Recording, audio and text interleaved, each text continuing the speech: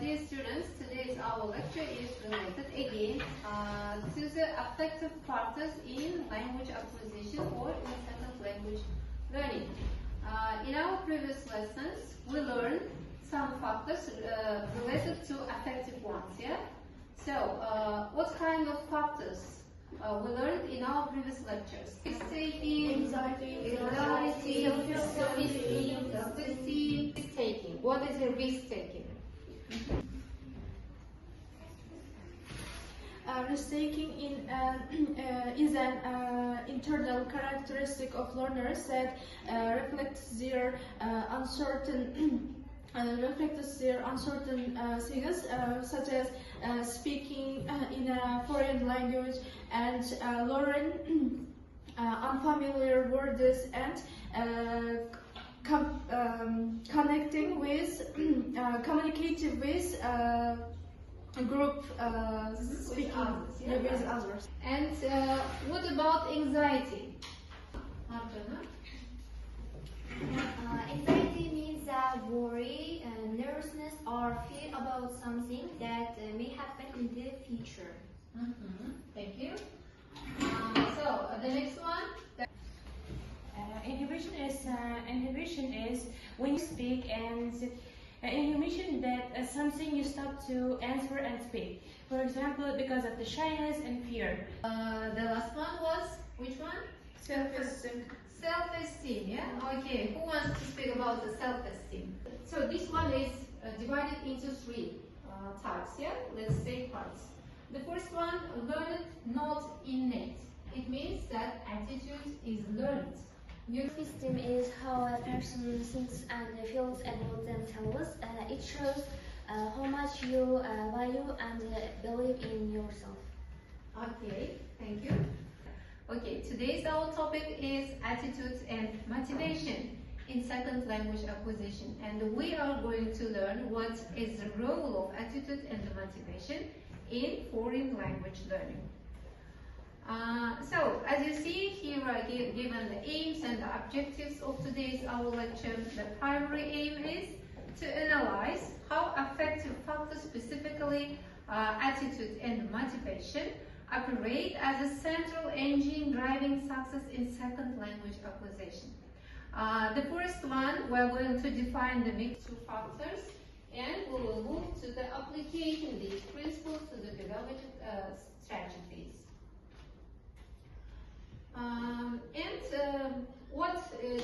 What do you see from this slide? Here is core formula is cognitive ability plus affective factors, and the result is second language acquisition success. Yeah, what does it mean? We can understand from this slide is modern linguistics confirms that cognitive ability alone cannot ensure language learning success. Only with the knowledge, for example, there won't be any success. Yeah. And here is, as you see, given us the kind of solution, yeah? Emotional and psychological dimensions, yeah, your attitude. What you think is true. For example, English is useful or English is difficult. It is your belief. So these ones are your beliefs, yeah, that you think. Object or situation here, for example, specifically attitude and specifically affective factors like attitude and motivation significantly determine learning outcomes. And attitude and motivation act as a central variables. Here, attitude is the way you think and feel about something and how that makes you act. For example, through your feelings, what triggers you to act, for example, yeah? For example, as you see, let's just look through word by word. To respond. For example, it influences how you behave. When we say about what influences, it is about your attitude. Preferential manner, what is it? Yeah, here, in a certain way. For example, how you act in a politics. It means that attitude is not inner. Relatively stable. Function as a psychological foundation. though it remains changeable. It means that you can change your attitude according to your beliefs. And drives perception. What does it mean? Directly influences how a learner behaves and interprets the learning environment. So it means that attitude might be changed, yeah, according to the student's attitude doesn't come from one thing. As you see, it's built from many influences around you. For example, here learner's attitude is in the center, as you see, how you feel about learning a language. What influences your attitude? The first one is family or communication. For example, they can support you at home, yeah, encouragement or pressure. Your family says, for example, English is important. Then your attitude will be positive, yeah. Their opinion. The next one is here. What? Peer influence. What does it mean? Peer influence.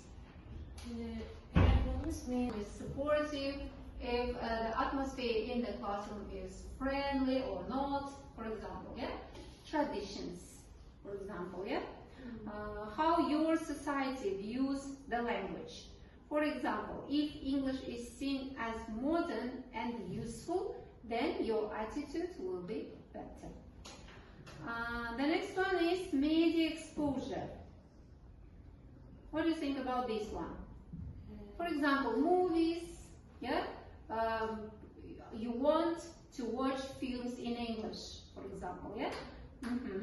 Music, for example, you find out 10 friends like chatting in English, for example, yeah? Online platforms. Yes, online platforms, learning online, for example, yeah, in English. So this is about the media exposure. What about personal experience? The next one. Personal experience. Here it means about your own success or failure. Is it okay? For example, if you succeed, confidence grows, for example, yeah? If you fail, what else? Attitude is also influenced by age, intelligence, social background, and past experience, yeah? Okay, and now let's move to the next one. The role of attitude shows into the different parts, yeah? The one is what? Goes up, and the next one goes down. Role of attitude in the classroom. For example, language, teacher, and environment, yeah? As we have highlighted in our previous slide. Positive attitude, then there might be higher engagement and resilience, yeah? And of course, the outcome is here, high performance or success, yeah? Let's anxiety, then your nervousness will elevate, for example, yeah? And the outcome is here, of course, low performance, yes, as you see. And what we can say from this slide, a learner's attitude towards a target language in second language acquisition. Here we are going to learn about the motivation. What is motivation? Motivation means the reason and energy that make the student want to learn. So this is motivation. It refers to the effort, desire, and satisfaction, yeah, involved in learning a language. Includes willingness to invest effort, persist. Types of motivation. As you see, there are different types of motivation, yeah? Interpretive motivation and instrumental motivation. The goal of interpretive motivation is communicate with native speakers. For example, connect with culture. So when we communicate with native speakers, it means connecting with the culture or that speakers, yeah? For example, interpretive motivation is long-term or lifelong, for example, yeah? You learn the language, for example, for long term to communicate, for example, yeah. But instrumental motivation is often short term. Why? What do you think? Why? About the cramming. Yes, Yeah? I was answer it. This is cramming. So we only study for the past exams, and after the exams, we're likely to forget them. You like to forget the learned language, for example, yeah? Not knowledge, let's say, yeah? Or, for example, yeah? Better pronunciation and broader competence. And here is we can say about the communicative competence, yeah? And for the instrumental motivation, highly goal-oriented but limited to the specific target. For example, till for the taking exams only, for example, yeah? Then you can forget the knowledge, the given knowledge. Yeah? I like English culture, for example, yeah? Or my teacher is kind, let's say, yeah? Learning English is useful, for example, yeah? And what about motivation? What about motivation? So this one is the energy, yeah? Energy or vision that makes, yeah, what is intelligence.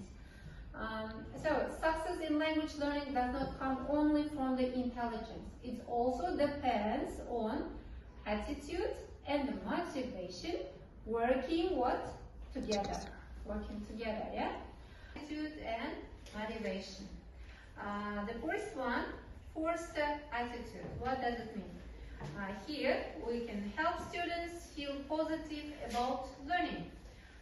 This means teachers should create a classroom where students feel safe, for example, yeah?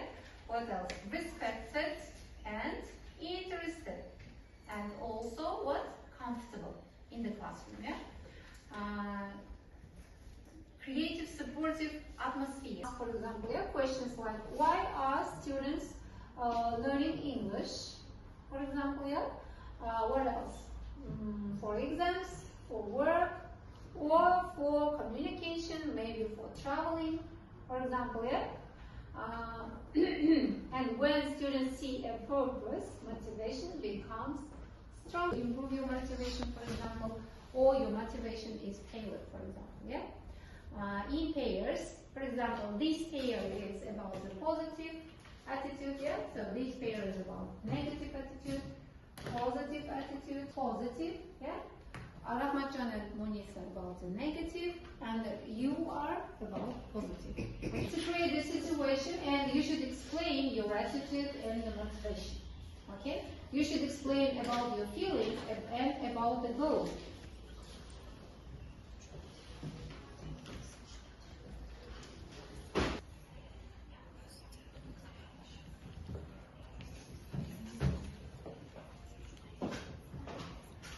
There is no point in trying again. This is a negative attitude because the person focuses only past failures and loses only motivation. Very good. Thank you. There are several interconnected factors which can cause negative attitudes. For example, students can feel resistant, unmotivated, and it can cause, for example, when the students have a past negative experience or a fear of making mistakes, he or she have a negative attitude toward learning. Despite it, and then he said, I'll study hard and do better next time. In the situation, he failed exam. He didn't pass exam, but never feel hopeless. Instead of doing that, he promised himself to study harder next time and learn from mistakes. And then he can improve and succeed. This shows positive attitude. Very good. As well as your motivation to study English is to get a good mark in the future. Okay, thank you. A student fails an exam and says, I'm just not smart enough, there is no point in trying again, I will probably fail anyway. And this shows a negative attitude, and the person focusing on failure, losing hope, and not believing in improvement. And what is motivation? Who wants to say about the attitude? What is it? Attitude. Motivation is how you act. Yeah, motivation is action. Attitude is feeling. Yes. So, do you have any questions about today's lesson? No questions? Okay, then you are free now. Thank you so much for your active participation.